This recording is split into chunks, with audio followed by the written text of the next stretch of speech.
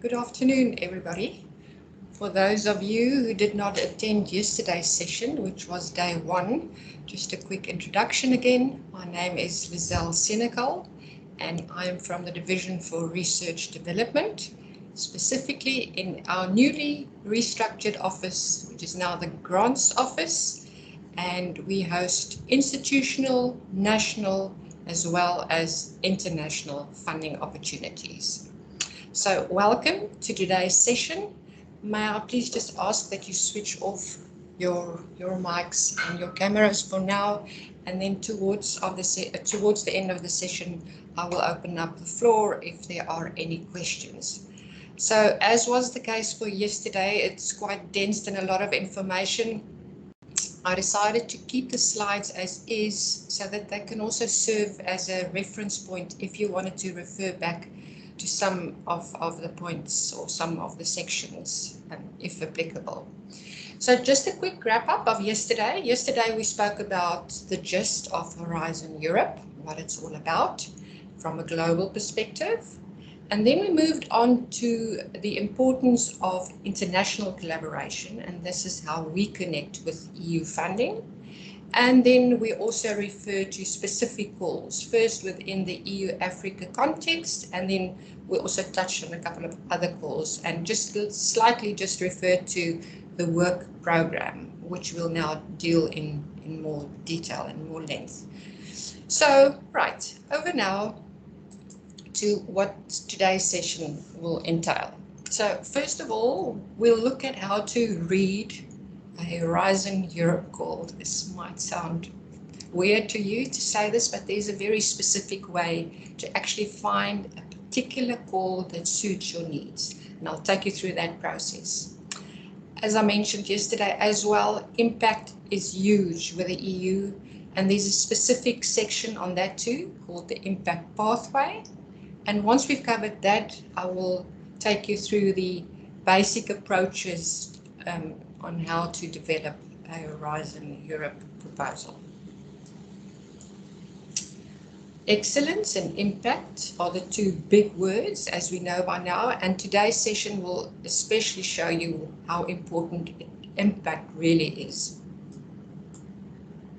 So it all starts with choosing the correct call. So let me take you through the process. We did refer to work programs yesterday, so this is now the beginning of the work program and how to zoom in from the broader work program to one particular topic. So we need to think funneling, we need to think how we bring the information from a very broad perspective down to a very specific topic call. So first of all, obviously we start with the work programs. And just to recap quickly, so there are 13 work programs. The first one is introduction, the last one is about eligibility and other criteria, and the 11 others focus specifically on the calls in pillars 1, 2, and 3, and the horizontal pillar that I referred to yesterday. So just that you know where this comes from. So the work program is biannual, and each work program has quite a number of destinations. And from the destinations, we work it further down to the calls. And from the calls, we will work it further down to the topics until we eventually get to one specific topic that hopefully will be applicable in your case for your field of study. So this is what a work program looks like. I've now decided to work on the big one, as I referred to yesterday, where the major focus lies on the climate, energy and mobility work program and area. So this is now work program number 8. So I'm also referring to pages so that in case you wanted to refer back to this, you would know where to go to and how to reference back to what we have now. Now, a work program like this, as you can see, it's small print there, but this specific work program has 482 pages. Don't despair. I'll take you through the process and show you how to get to the call that you really want. So first of all, as you can see there to the right, we've got the introduction section.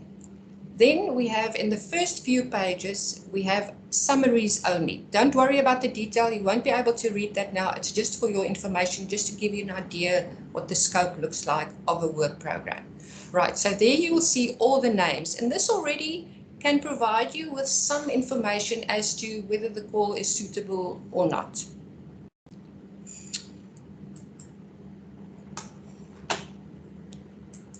Struggling to move my cursor and I don't know why. Just a moment, please.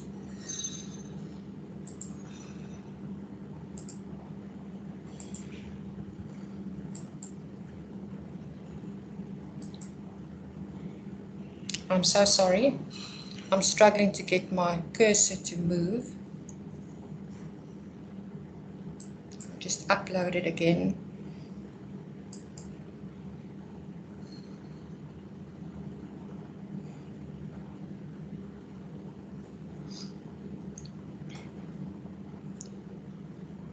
Right, apologies about that. We'll just move on to the slide where we worked up.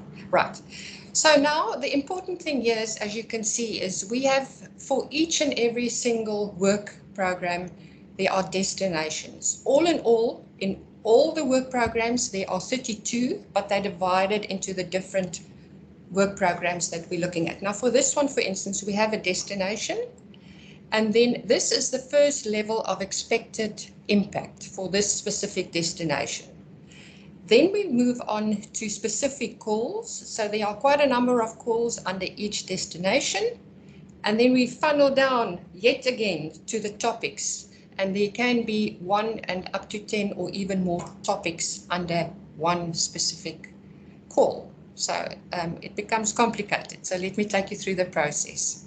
Right, so on this specific page, you'll see I did show you the page numbers in case you wanted to go back to that and just refer to the pages so that it makes sense if you have the work program in front of you.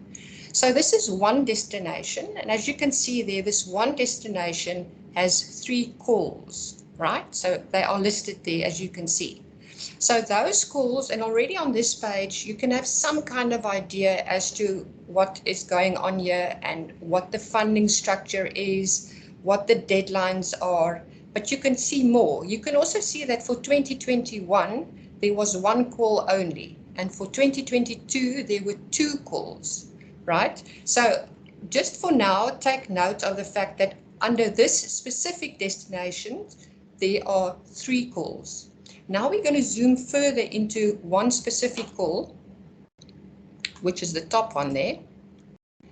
So that specific call, as you can see there now, provides even more information. So one call, now please have a look also at the call identifier. From that you will be able to see it is obviously the Horizon program. It is in cluster 5, and then it refers to, and it is D1, which is destination 1, and then call number 1. So it's really very specified, yet again funneling down from the destination to the call to the topic. So this one specific call has 9 topics. Okay, so this is now the gist of where you want to get at, and yet again it provides you with more information there. So from this you can see that now we can even see the funding structure. So some of them are RIAs, Research Innovation Actions, and some of them are CSAs, and in other topics you'll also see the innovation actions. So this provides you with a funding structure which should help you to try and determine how big your project must be, because if they allow 24 million euro for 3 projects, it means that you have to aim for more or less 8 million per project. So it provides you with a very good idea as to how big they want this to be, or small, depending obviously on the type of call and what they set out, what they prescribe, what should happen. Okay, so from here, if we work on these topics now, and we move over to this one very specific topic with that call identifier being CL5, cluster 5, which is the climate cluster and energy. It's for the year 2021, destination 1, call 1, and topic 1. Right, now you have it. So once you have this and it does make sense to you and you feel there's something that you want to look at, they provide you with a good 2 to 3 pages of very specified information. Very specified that you know exactly what it is that they want you to respond to. So bear this in mind. This is good information. And if you want to go back to this, as I said, refer back to that. This is a good point to start. Right. So now, just quickly to recap so that we know where we're at. We came from a broader perspective, from a work program, down to the 32 destinations over all the work programs, down to specific calls, and yet further down to topics until we get to one specific topic. All right, so let's move on. I have a few tips for you on how to analyze these calls or topics. So the EU places quite a big emphasis on reading the call correctly. So to read every single word has relevance. Every single word means something. So when you get to the call, I mean, we don't have the time now to go through one specific call, but we could do that at another stage, one-to-one. It's important to read every single call of the topic. Also very important is to identify your keywords in that call topic and then to use them again in your summary and your full application proposal, because this shows the evaluators that you actually have the gist of the call and that you did include it in your summary and also in your full proposal. Then one more thing, another tip, the EU loves acronyms, footnotes, links, more references. Like for instance, the latest buzz one is the European Open Science Cloud. That's what that acronym stands for. So use it, make use of it. It brings them into the same lingo, and apparently they like that. So more hints on the collaborative dimension for impact, yet again the focus point. So it's always important to bring in different institutions. So civil organizations and NGOs, government organizations, SMEs, where applicable, obviously. Because at the end of the day, you need to ask, how will you be able to put your project together, implement it, and then eventually create the maximum impact? So it's about the value chain of your consortium at the end of the day. Always link your outcomes and your impact to the objectives. So bring them back to the start of the project. Note the scope, also important. And then always look out for cross-cutting issues. These would include bringing in the social sciences, bringing in third countries, which are us. And sometimes in some of these schools, you even see that South Africa is specified, must be part of the consortium, which is fantastic for us. And there's always the gender issue. Obviously, I'll refer to that again a bit later. Okay, so now that we have the call and we know how to look for the call in all these work programs, huge documents, remember, if you can go to the contents pages, it'll make your life much easier.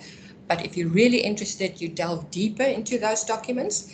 So now we go to the consortium. So first we have the call. Now we have to put together our team. So it's very, very, very important to build a very effective team. Here, your coordinator plays a very important role. This is the person who will bring the consortium together. This is the person who will put the work packages out so that you can actually do the work, do the research. This is also the person who is responsible for, if you're successful, for the reporting. So really, here we're looking at a strong person who understands the EU system, who understands how evaluators think. So we may, in South Africa, be a coordinator, but we usually advise that it's actually much better if we leave this open over to the Europeans who really sleep, eat, drink this, and they know exactly how the evaluators think and will approach the application. So sometimes there's a core team and there's administrative persons. We have project accountants on board, external evaluators, which is also a very important thing, to bring in somebody from the outside to provide an objective kind of view of the project proposal. And obviously then the team of experts, so they must be complementary. As I said earlier on, maybe one person from an SME, another one from this institution or that institution. It all depends on the call, and it all depends on the kind of impact that you want to bring to society. So if it's good to bring in SMEs and it's good to bring in whoever else, good for your call, that's what you need to think about. So obviously it's got to be balanced organizations. Sometimes it's very important to bring them in geographically specific order that they required. Types of organizations, I've mentioned that already, so that we have. So to find partners is a very important part of your process if you do not have existing collaborations with people abroad, especially in the EU. So first of all, you need to identify the need of your project. Where would the expertise be? In which country would they be? Where should you go and look for specific expertise for this specific project? The best way to start is always with existing collaborators and let the ball roll from there on. There's a new function now on the EU portal called Find a Partner. So if you go into the topic, you will see that there's a section, Find a Partner, and this is like a platform for potential partners to actually collaborate and to say, here am I, I'm from Turkey and I'm from Spain and I would like to work with anybody on this specific call. This is what I have to offer. And we can do the same. So it's a very nice way of connecting with people who are already interested in this specific topic. Good to know that. Another way to find partners is to go onto the Cordis dashboard. So this is also an EU initiative, and it's a fantastic database of previously funded projects. I've left the link there, where you can find previous participants, the people who were on board, the coordinators of specific projects. All previously funded projects are on that dashboard portal. So make use of it. Go into it, see if you can find people that you would like to work with there. And I believe that everybody in Europe is on LinkedIn. So that's another way of trying to find partners. So just a few tips. So now we have the topic, now we have the call, and now we have the team together. And now it's important to really move into the big new focus by the EU, which is called the impact to pathway. So I've just got a couple of slides. I want to take you through the basics of this. I mean, there's lots of information that you can use to read on about it, go into the nitty-gritty detail to really understand more. I'm just going to give you the overall so that you get the idea of what the EU wants. So the impact to pathway is a broad term for goals. Right, so what this entails, it's the different dimensions in three of impact in three different categories. So first of all, it's scientific excellence in the first one with science. Then it's about impact for society, so bigger things, for instance, decreasing CO2 emissions. And then the third one is the impact on the economy. So this is now really where you take products to market or services or that thing, really pertaining to the economy. So broader terms, very important, and I will show you now how to understand that a bit even more. So this is just from a broad perspective, and now we move down to the nitty-gritty of what we need to do. So how will your project fit into this bigger impact pathway picture? This is what we need to look at now. So firstly, we start at the top level, which is the EU policy level. And I'm just mentioning this, that if you see that in one of the calls, you will know what a KSO means, right? So it's key orientation areas. There are only 4, but they work from there. So this is the broader key orientations, the broader spectrum of impact. Then it's just one step down, refers to the destinations. And remember, we've earlier on said that there are, all in all, over all the work programs, there are 32 destinations. This is now more specific. It's long-term. Its expected impact is about 5 years or so after the project. and the impact is very much on society. Then moving further down are the expected outcomes. Now these are short-term and medium-term impacts, and these are more pertaining to the behavior of, for instance, the users of the project. And then finally, we have the project results or outputs. These are short-term impacts right after the end of the project. Tangible, impactful, so software, books, whatever you can put your hands on. So this picture just provides you with a concept of where your project fits into the wider and even wider concept of impact. Okay, and just to show you a bit more about this concept, just to provide you this graphically. So here are the key strategic orientations. There are 4 of them. Policy level.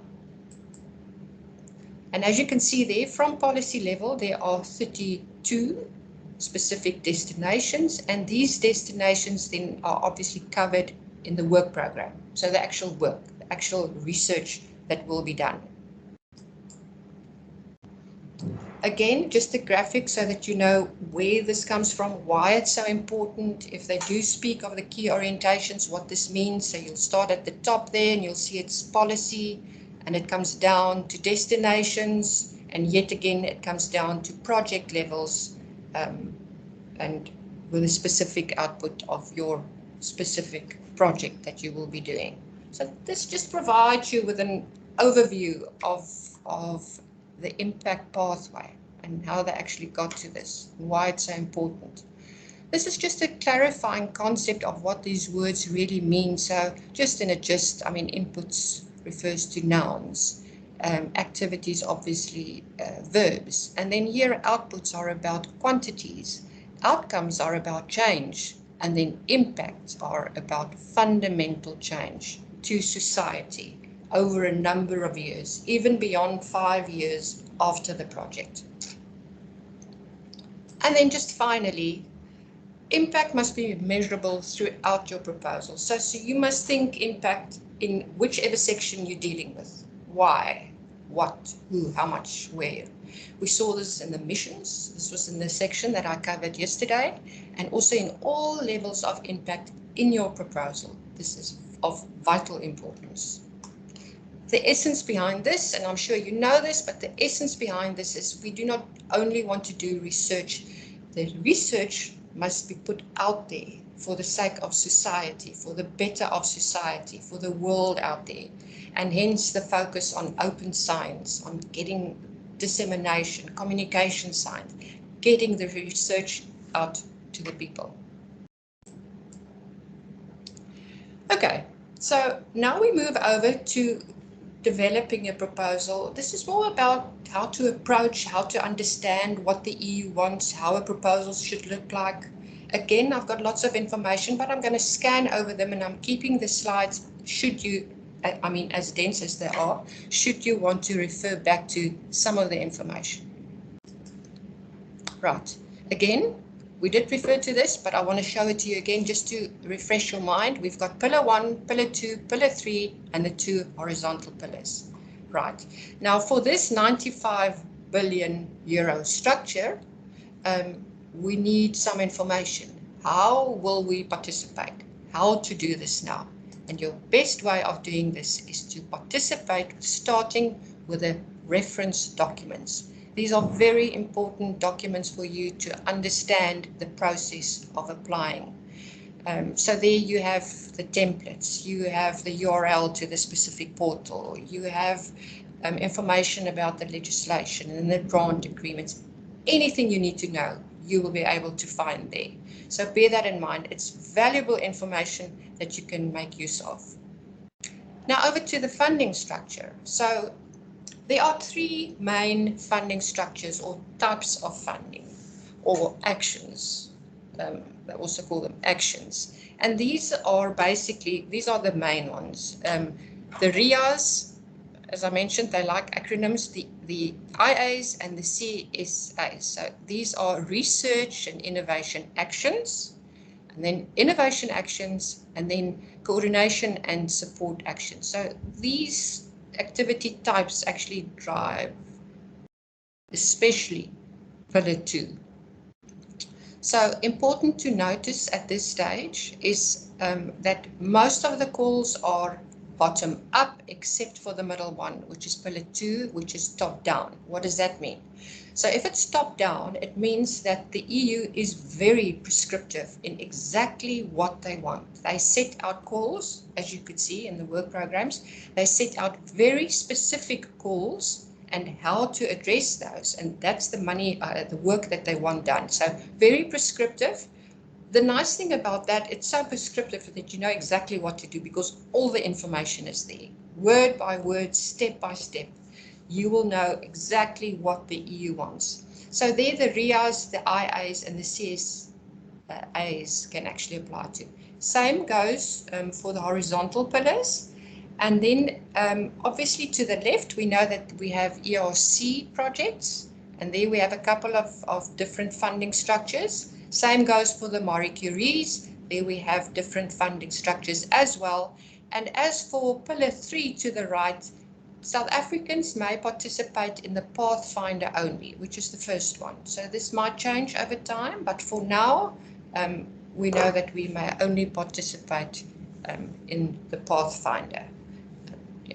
Bit more information about that later. But this is just so that you know, because once you get to read the calls, it's going to be important for you to know whether a specific call is a RIA call, or whether it's an IA call, or whether it's CSA. So just bear that in mind.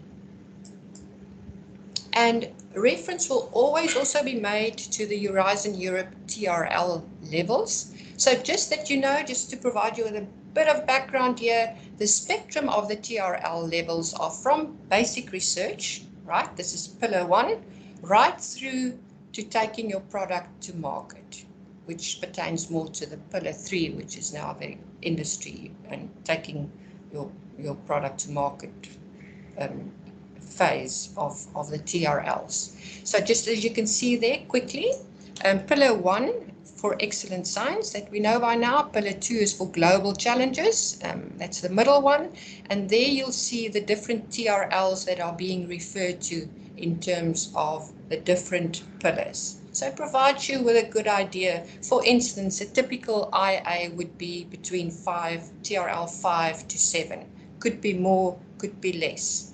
The basic science in terms of Pillar 1 would be 1 to 3 maybe. It's not definite, but it provides you with some kind of range just to know what it is all about. So if there's mention made of that. And I believe the Danish Innovation Fund has now also created a new social sciences readiness level. It's not part of the EU structure yet, but it is interesting to read and see how they regard that and how they compare this to the TRL levels of this funding structure. Right, now over to the budget. I'm not going to refer to the budget in detail at all. I'll provide you with the basic concepts. My colleague, Suzette Els, who is our project accountant, will do a information session on EU budgeting later this year. I'll leave that over to her to explain the details to you then. Just quickly that you know the maximum funding rates. So basically the EU supports 100% funding with overheads of 25%.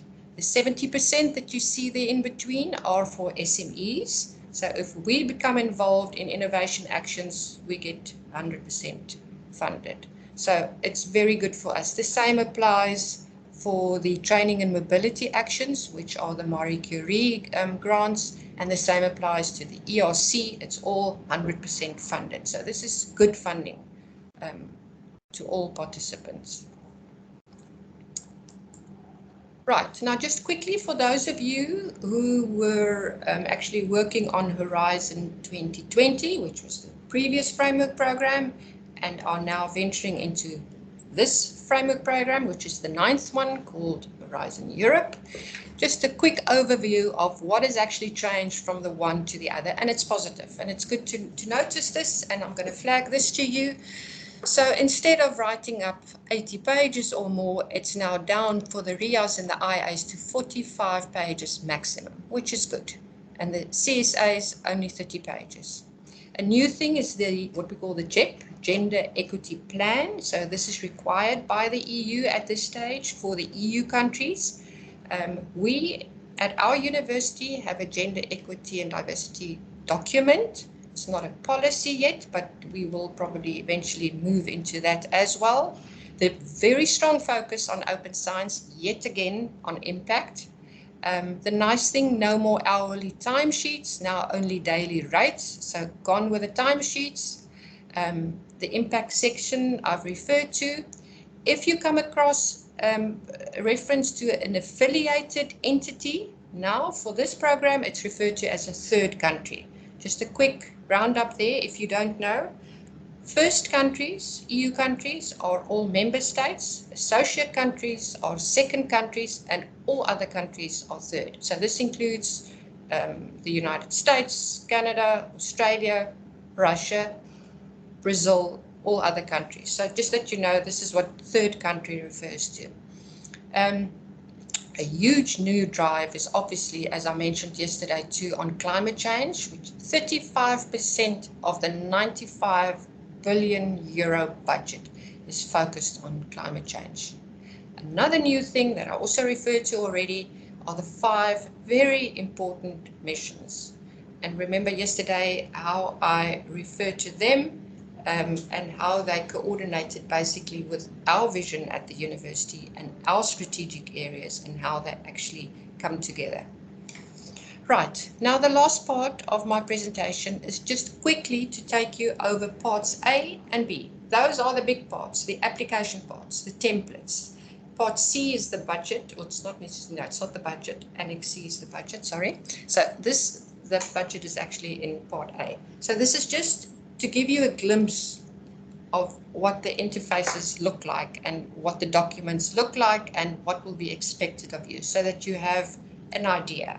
So we can actually build on this, and there's so much more to say, so many tips that I can give you, but this is not the place at this stage. If you're interested in more information, I can assist you with lots of information in terms of really getting into the nitty-gritty of completing your parts A and part B. Right, part A. This you complete online.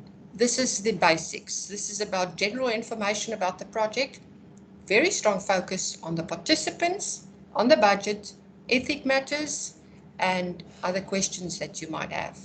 And this is what the documents look like, right? And again, each and every single person who participates in a consortium must from now on indicate quite a number of details, publications, fields of expertise and previous experience and that kind of thing. So this is what it looks like. You can have a look. It's under templates. It's easy to find. I just wanted to show you what it looks like.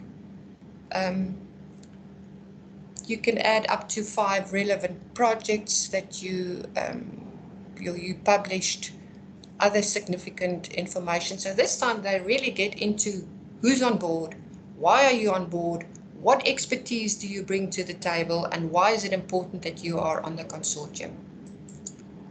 Right, I referred to the gender equity plan, so it's very specific in terms of what they want. And then the part B is the technical part. This is the part that you download, you complete, and then you upload it. The 3 main sections, again, those keywords, all about excellence, impact, implementation. And as I said just now, it's down to 45 pages max. They say they don't want any annexes, no attachments, no extras. They only want very specified in that order, 19 pages on excellence, 9 on the impact path, and 17 on implementation. Very precise. Right, maybe it's not all that easy, but that's what they want. So just a quick zoom in on each of these. Excellence in detail basically refers to objectives and ambitions, or they refer to ambitions as goals. So under objectives, those are the questions you need to ask. Under ambitions, those are the questions you need to ask. And then the R and I maturity is just where on that TRL level are you? Where is your project? Is it right in the beginning? Is it in the middle of the TRL? Where is it? So just to plot that. And then obviously the remainder, you can see, again, interdisciplinary approach, bring in the social sciences where applicable, multidisciplinary, always very important, gender dimension, and yet again, open science practices to get the work out there, right? Impact, we've been through this. I did take you through the pathway. This is now just stipulating exactly page by page what they want to eventually get to your impact canvas or summary for your specific project. And then the implementation, so that would be the work program. And again, some information about the consortium, how you will eventually use your consortium to implement the proposed project.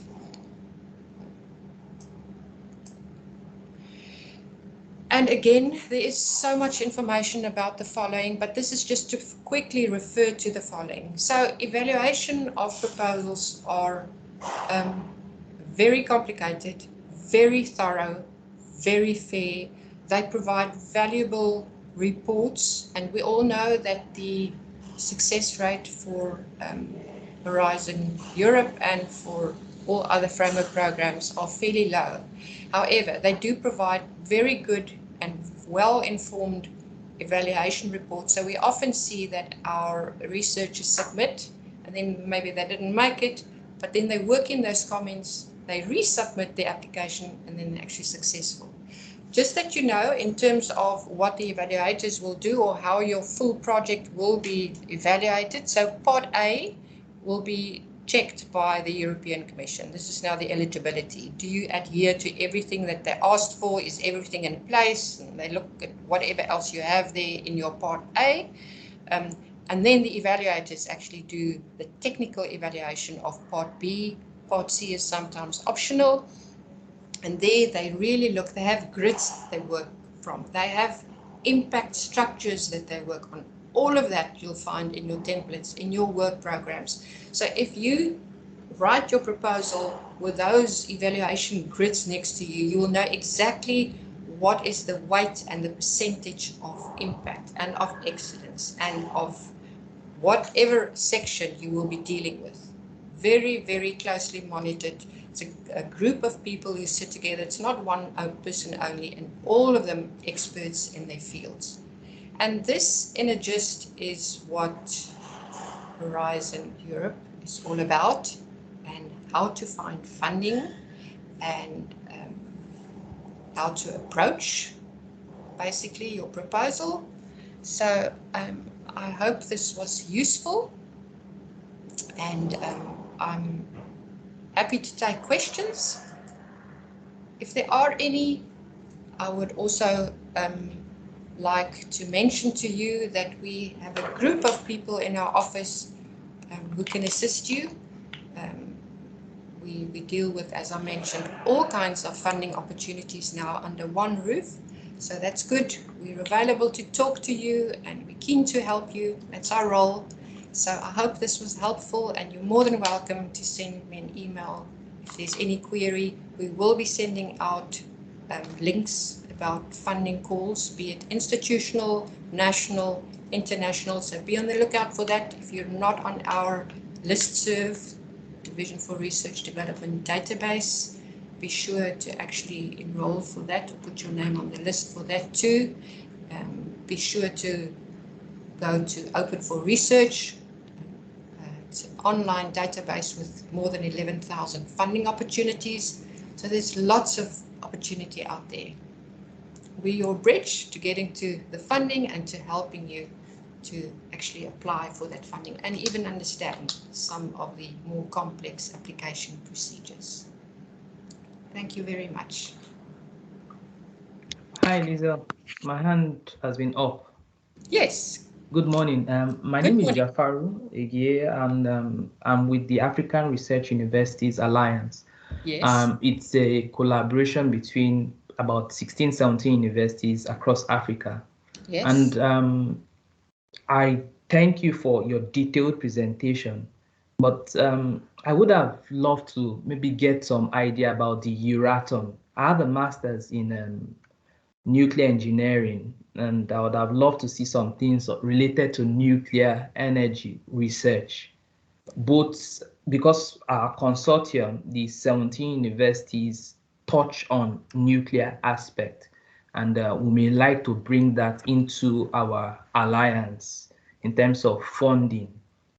Do you have like a presentation as explicit as this over during the year? Would something like that come, or we only expect Horizon Europe? That's my question. Yeah. Okay. No, I can assist you.